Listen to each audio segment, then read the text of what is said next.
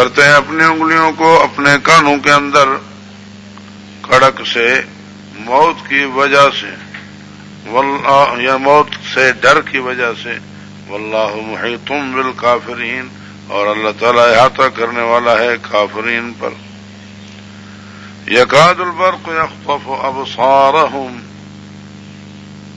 قریب ہے کہ یہ بجلی اچک لے ان کی آنکھوں کو اتنی تیز روشنی ہو جاتی ہے بجلی کی تو ان کو نظر سب کچھ آنے لگتا ہے بالکل صاف صاف کلما اضاء لهم مشوا فیہ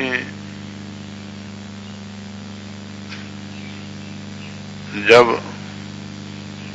وہ برق روشنی کرتی ہے ان کے لیے تو چل پڑتے ہیں اس روشنی میں مشوا فی الضوء وَإِذَا أَظْلَمَ عَلَيْهِمْ قَامُوا اور جب اندھیرا ہوتا ہے ان پر تو ٹھہر جاتے ہیں. میں نے عرض کیا کہ وہ اگر فتوحات دیکھتے ہیں تو ساتھ چلتے ہیں اور جب بظاہر نصرت کو آتے نہیں دیکھتے تو ٹھہر جاتے ہیں ساتھ نہیں دیتے کہتے نہیں یار نہیں حق پر ہو تو اس طرح تکلیفیں کیوں آتی ہیں ان کو. وَلَوْ شَاءَ اللَّهُ لَذَهَبَ بِسَمْعِهِمْ وَأَبْصَارِهِمْ اور اگر چاہتا اللہ تعالی تو ختم کر دیتا ان کی سماعت کو اور ان کی آنکھوں کو. دیکھو یہ فرق ہے ان کو اگر اللہ چاہتا تو ان کو اندھا اور بہرا بنا دیتا بنایا نہیں. ان کی کیفیت کبھی یوں ہے کبھی یوں ہے لیکن وہ پہلوں کا جو بیان تھا اس میں سمم بکم عمی وہ پکے منافق جو تھے جنہوں نے سیاستاً کلمہ پڑھا تھا سوچنے کے لیے بھی کبھی تیار نہیں تھے کہ شاید یہ حق پر ہوں. ایسی کوئی بات نہیں بالکل کوئی امکان نہیں. تو ان کے لیے فرمایا وہ اندھے بہرے گونگے ہیں تو ان کے لیے اگر اللہ چاہے تو ان کو اندھا بنا دے چاہے تو ان کو بہرا بنا دے نہ چاہے اور اللہ تعالیٰ ان کو توفیق دے دے تو جیسے ان کی آنکھیں کھلی ہیں ایسے ہی ان کے دل کو بھی باقاعدہ کھول دے تو اللہ قادر ہے.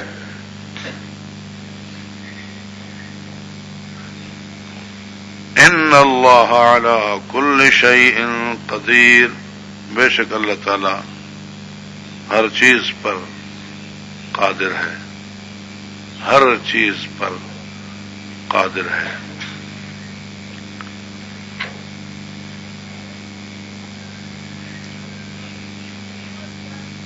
اللہ تبارک و تعالی ہم سب کو یقین کامل والا ایمان کامل نصیب فرمائے. الشیطان الرجیم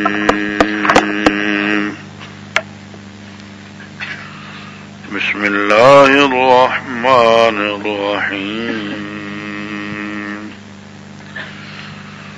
یا ایھا الناس اعبدوا ربکم الذی خلقکم والذین من قبلکم الذي خلقكم والذين من قبلكم لعلكم تتقون.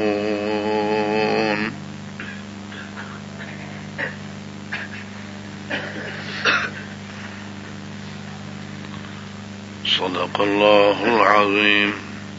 اللهم صل على سيدنا ومولانا محمد النبي الأمي وعلى آله وأصحابه وبارك وسلم عدد كل معلوم لك دائما أبدا أبدا.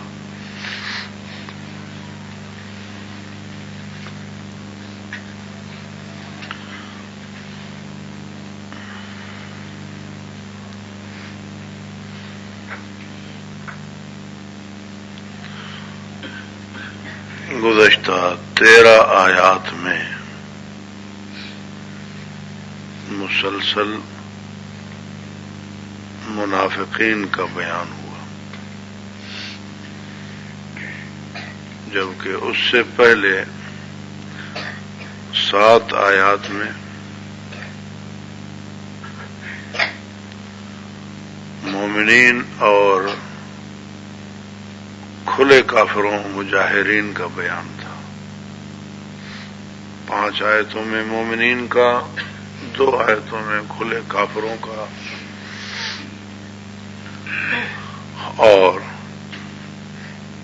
13 آیتوں میں بیان ہوا منافقین کا۔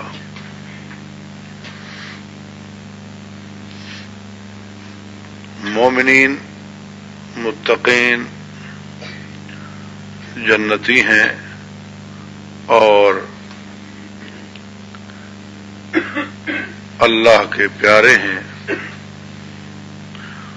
اور انہی کے نقش قدم پہ چلانا مقصود ہے۔ انہی والا راستہ صراط الذین انعمت علیہم ہے جو مانگا گیا تھا سورہ فاتحہ میں۔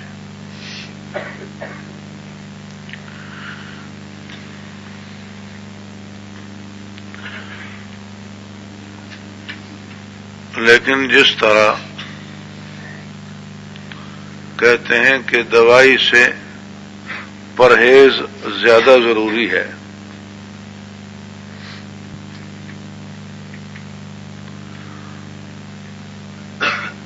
اللہ تبارک و تعالی نے جس حال پہ پیدا کیا ہے وہ حالت صحت کی ہے۔ بیماری لگتی ہے وہ عارضہ ہے،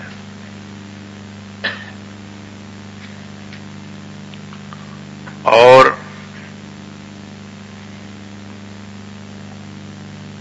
بیماری سے بچنے کے لیے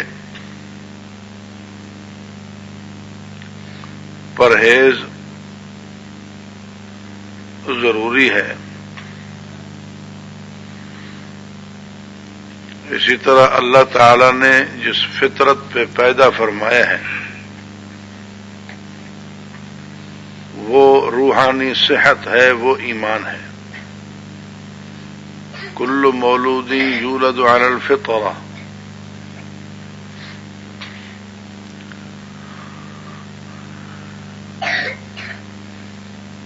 اور انسان اول مومن پیدا ہوا،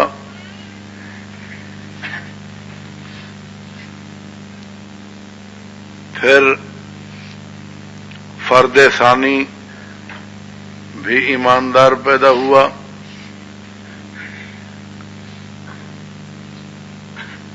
پھر ان کی اولاد بھی ایماندار پیدا ہوئی،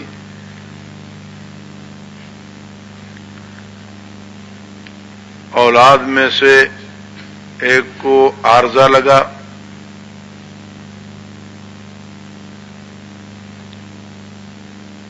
پھر آگے چل کر کئیوں کو بیماریاں لگتی گئیں، کئی تندرست رہے۔ روحانی بیماریاں، جسمانی بیماریاں لگتی گئیں۔ جسمانی بیماریوں کے لیے اللہ تعالی نے دواؤں کا بندوبست فرمایا، علاج کا بندوبست فرمایا، طبیب پیدا فرمائے۔ انہی انسانوں میں سے ان کے دل میں یہ تحقیق ڈالی، جستجو ڈالی، کیا مفید ہے کیا مضر ہے۔ انہوں نے وہ قواعد بتلائے اور دواؤں کا سارا انتظام مٹی سے کیا گیا کہ جسم مٹی سے بنا ہوا تھا۔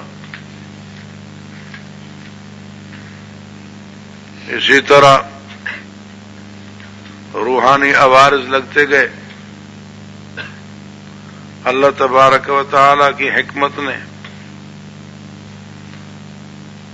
اس کے لیے روحانی معالج تیار فرمائے انہی انسانوں میں سے، اور روحانی علاج کے لیے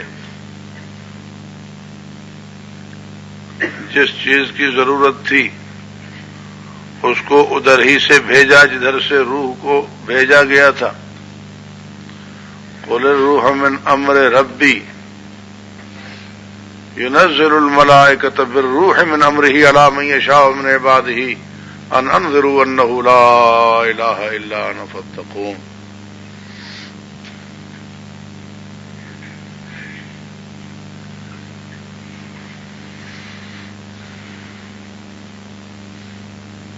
تو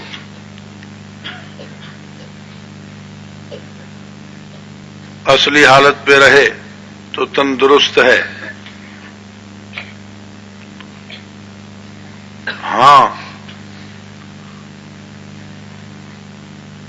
اگر کوئی کمزوری آ گئی ہے تو بتا دیا جاتا ہے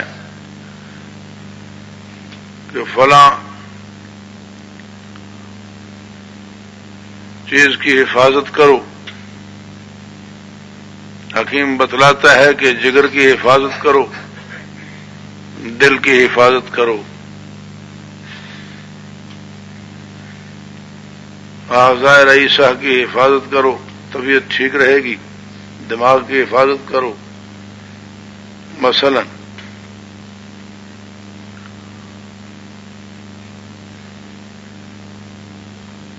لیکن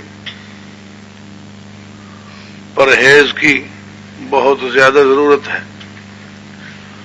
تو جسمانی بیماریوں سے جو پرہیز ہے اس کو حذر کہا گیا۔ جسمانی بیماریاں پیدا کرنے والی چیزوں سے جو پرہیز ہے اسے حذر کہا گیا۔ روحانی بیماریاں پیدا کرنے والی چیزوں سے جو پرہیز ہے اس کا نام تقویٰ رکھا گیا۔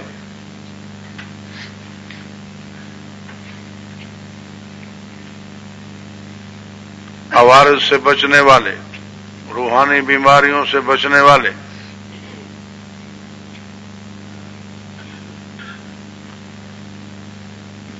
احتیاط کرنے والے، ان کا نام متقین رکھا گیا۔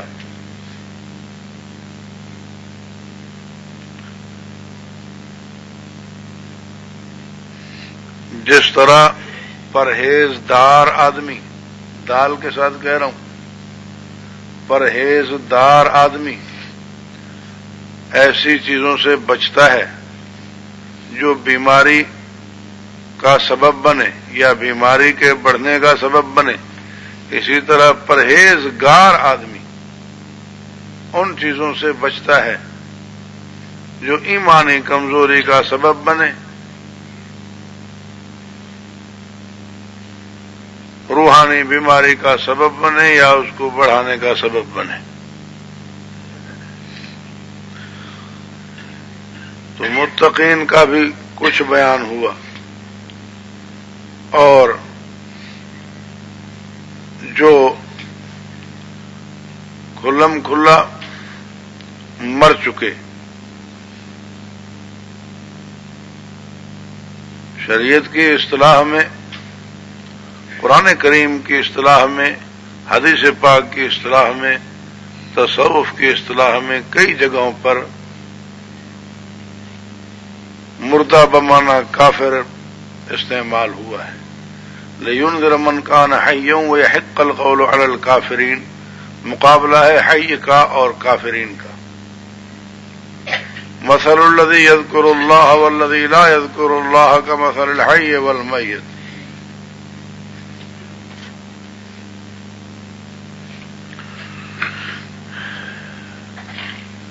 تو انسانی معاشرے میں تین طبقے ہیں جسمانی لحاظ سے: تندرست، مردہ اور بیمار۔ بیمار پھر دو قسم کے ہیں: لا علاج قابل علاج. تو تندرست ہے، اس جہان میں جسمانی لحاظ سے کامیاب ہے.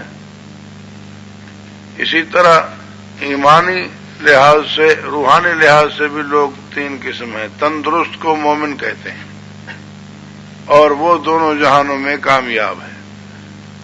روحانی لحاظ سے وہ کامیاب ہے، ایمانی لحاظ سے وہ کامیاب ہے. اور مردہ وہ بحث سے خارج ہے کہ وہ بالکل اس جہان کے کام کا نہ رہا. اسی طرح مجاہر کافر، کھلا کافر، وہ بھی قابل بحث نہیں، اس کے اعمال ہی نہیں تولے جائیں گے. وہ بھی ایمانی معاملے میں کام کا نہ رہا. جیسے مردے پر اتنی بحث نہیں ہوتی، علم الاجسام میں، جسمانی طب میں، حکمت میں، میڈیکل میں زیادہ بحث بیمار کی ہوتی ہے. تو روحانی علاج میں بھی زیادہ بحث اس بیمار کی ہوئی جو نہ زندوں میں ہے نہ مردوں میں ہے.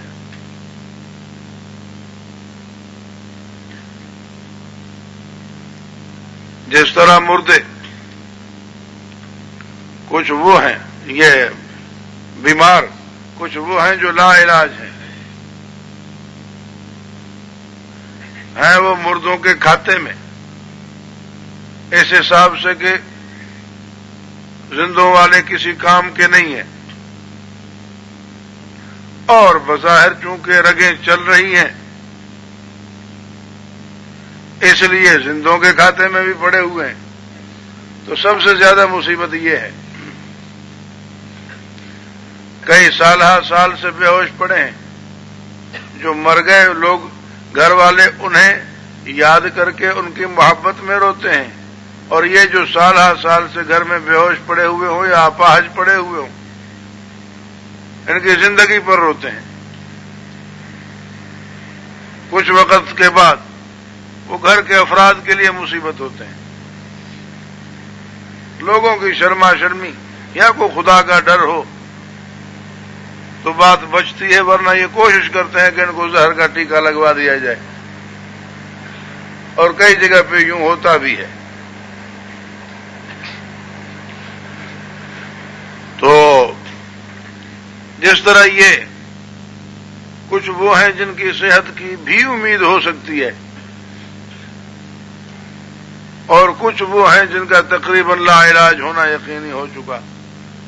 اسی طرح روحانی بیماروں کے بھی دو طبقے بتلائے گئے. ایک وہ طبقہ جو مکمل طور پہ لا علاج ہے، صم بکم عمی فہم لا یرجعون، صم بکم عمی فہم لا یرجعون، جن کے رجوع کی کوئی امید نہیں رہی.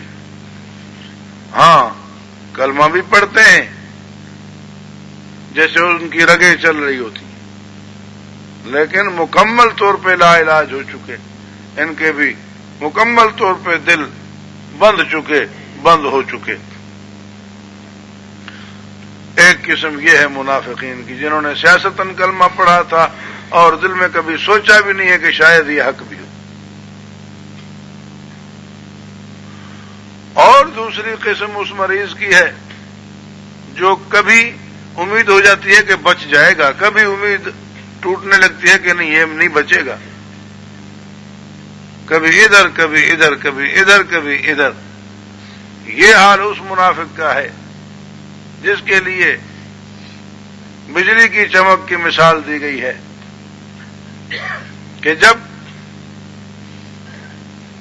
بجلی چمکتی ہے تو 2 قدم چل پڑتا ہے، پھر اندھیرا ہو جاتا ہے تو رک جاتا ہے. اللہ کی مدد دیکھتے ہیں مسلمانوں کے ساتھ تو کہتے ہیں بھی ہاں ٹھیک ہے، شاید یہ حق پر ہوں، چل پڑتے ہیں، ہاں نہیں بالکل ٹھیک ہے یہ حق ہے. اور پھر جب کوئی مصیبت تکلیف دیکھتے ہیں تو رک جاتے ہیں. تو پھر ان کے مختلف درجات ہیں. کچھ وہ ہیں جو اقرب الی الموت ہیں، جن کی زیادہ امید نہیں ہے، سدھرنے کی. ہاں کچھ وہ بھی ہیں کہ شاید یہ بچ آئیں. جیسے بالکل لا علاج مریض نہ ہو اس کے مختلف درجات ہوتے ہیں، اسی طرح اس منافق کے کئی درجات ہوتے ہیں. بظاہر نام تو اس کا ہوا قابل علاج، بالکل ناقابل علاج نہیں ہے. یہ بیمار تو ہے، مرنے کو تو بالکل ہلکے بخار میں کوئی مر جاتا ہے.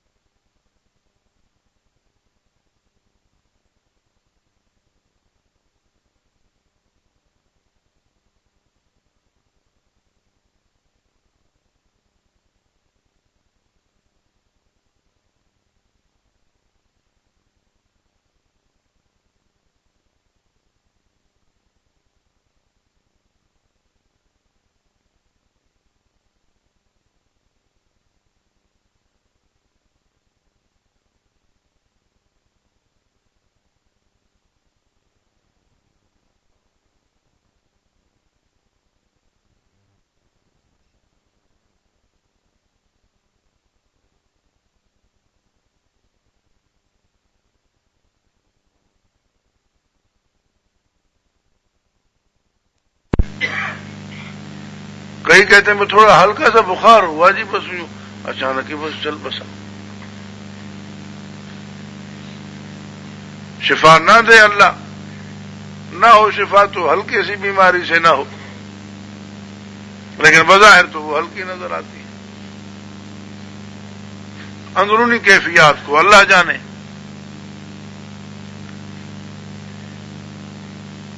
تو علامات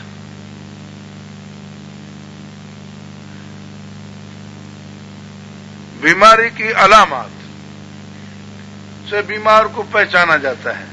پھر واقعی وہ مر جائے گا یا بچے گا یہ اللہ کو معلوم ہے.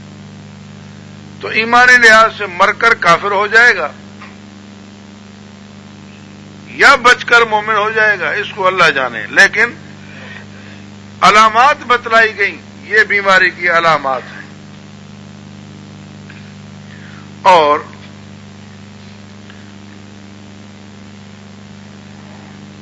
وہ علامات ان 13 آیتوں میں بیان ہوئی.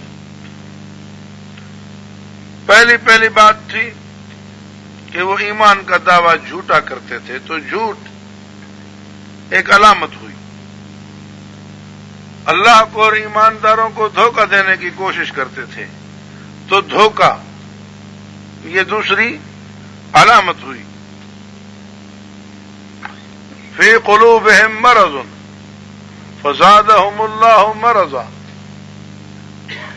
ان کے دلوں میں مرض تھا جس میں اللہ نے ان کو اور بڑھایا.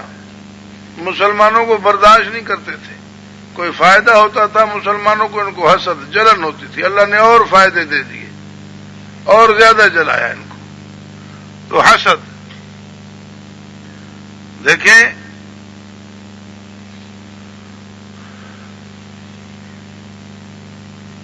جھوٹ ہے تو جھوٹ پر لعنت بتلائی گئی، بڑی بیماری ہے. دھوکہ، دھوکے باز ہم میں سے نہیں فرمایا گیا. حسد، ان الحسد یاکل الحسنات کما تاکل النار الحطب، حسد یوں کھاتا ہے نیکیوں کو جیسے آگ کھاتی ہے، آگ جس طرح جلاتی ہے خشک لکڑیوں کو.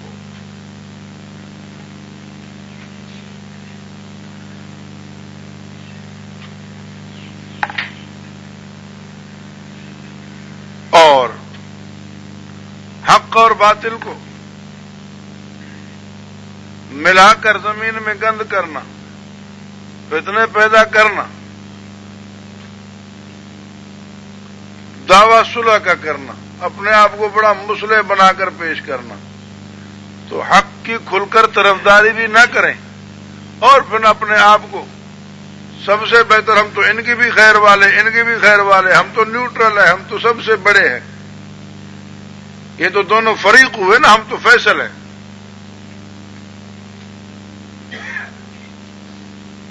تو ایمانی لحاظ سے کھل کر ایک طرف نہ ہونا، پھر اپنے آپ کو نیوٹرل بنا کر پیش کرنا،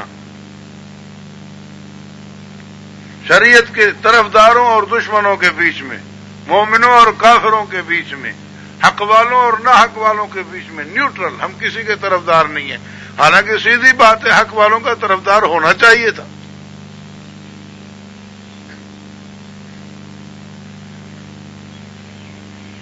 اور پھر لا یشعرون، سوچتے بھی نہیں، اپنی ان برائیوں پر، اپنی ان کمزوریوں پر غور کرنے کے لیے بھی تیار نہیں.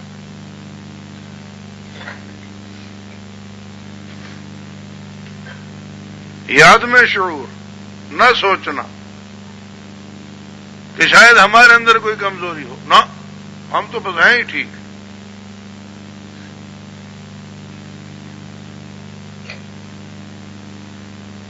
انؤمن کما آمن السفہاء، سچے پکے مومنین کو، اللہ کی شریعت کے فرما برداروں کو پاگل کہنا، بے سمجھ کہنا.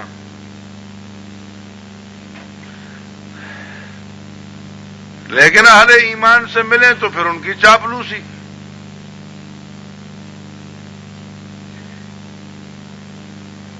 کافروں میں سے جب شیاطین جو وڈیرے ہوئے عوام کا خیال اگرچہ نہ بھی کریں لیکن کافروں کے وڈیروں سے ملیں تو نہیں جی ہمارا تمہارے ساتھ ہے، ہمارا ساتھ تمہارے ساتھ ہے، ہم آپ کے ساتھ ہی ہیں۔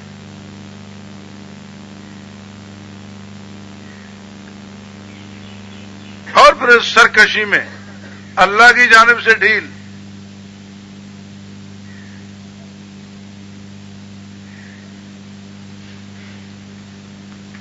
ضلالت اور ہدایت دونوں سامنے آئے۔ کسی بھی چیز کو اختیار کر سکتے تھے، اس وقت ضلالت کو، خلاف شریعت کو اختیار کرنا، یہ علامات بتلائی گئی۔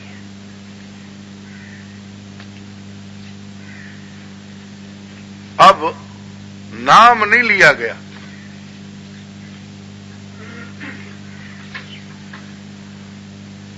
یہ جن میں ہو یہ بیمار ہے، یہ جن میں ہو یہ بیمار ہے۔ اب یہ علامات جتنی زیادہ ہیں اتنی بیماری زیادہ ہے، کم ہے تو کم ہے۔ بالکل ان علامات میں گھر گیا، بالکل مر بھی سکتا ہے روحانی لحاظ سے، اور اللہ شفا دے۔ یہ علامات تھوڑی تھوڑی ہیں تو بچ بھی سکتا ہے۔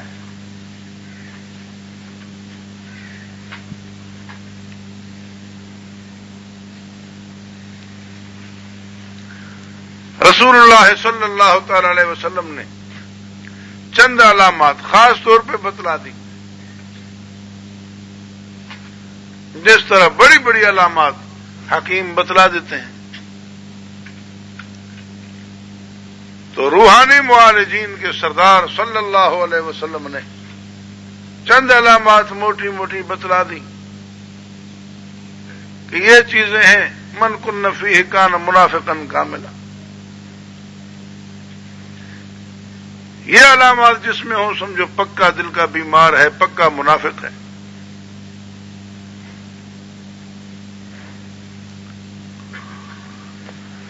اگر ان میں سے کوئی چیز ہے تو وہ اس میں منافقت کی علامت ہے۔ اب یہ بھی ہو سکتا ہے کہ کسی کی آنکھیں قدرتی طور پہ سبز ہوں اور اس کو یرقان نہ ہو، یہ بھی ہو سکتا ہے، لیکن عموماً آنکھیں سبز ہو گئی تو کہتے ہیں بھی یرقان ہے۔ فرمایا اذا حدث کذب، بات کرے تو جھوٹ،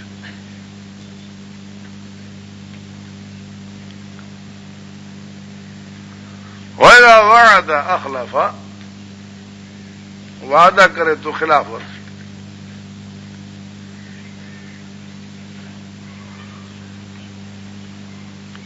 وَإِذَا خَاصَمَ فَجَرَ،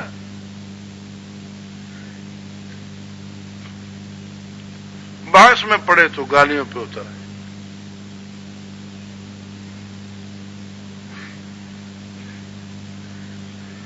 وَإِذَا عَاهَدَ غَدَرَ، معاہدہ کرے تو غداری کرے۔